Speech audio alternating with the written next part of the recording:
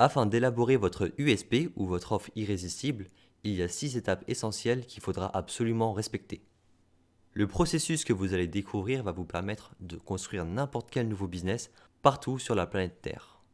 Cette méthode fonctionnera toujours indépendamment de la taille de votre produit, service ou entreprise. Ce que j'aime bien dire, c'est que l'on peut vous parachuter dans n'importe quel petit village au fin fond de la France et vous pouvez en quelques jours, semaines ou mois créer une entreprise et avoir un business fleurissant qui attire des clients en masse.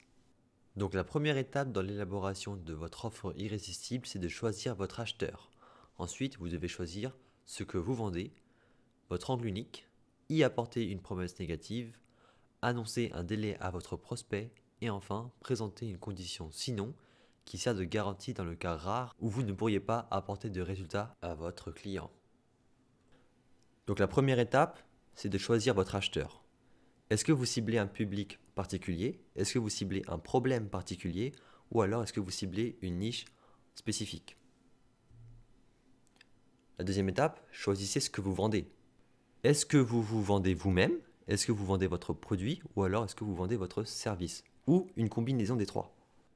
La troisième étape, choisissez votre angle unique. Donc parmi tous les choix présents sur cette liste, que ce soit des bénéfices uniques, des résultats uniques, un niveau de qualité unique, regardez-les bien et demandez-vous, est-ce que j'ai un de ces angles uniques que je peux dire à propos de mon produit, mon service ou alors de mon entreprise? Et plus vous pouvez en avoir, mieux c'est. Étape numéro 4, apporter une promesse négative. Ici, vous prenez votre promesse et vous la tournez négative. C'est-à-dire que vous promettez toutes les choses que votre produit ou service n'apporte pas, ne contient pas, n'inclut pas et tous les effets indésirables dans lesquels il ne résulte pas. La cinquième étape, c'est d'annoncer un délai. Lorsque vous prenez votre promesse négative et que vous y ajoutez un délai, cela rend votre offre encore plus puissante.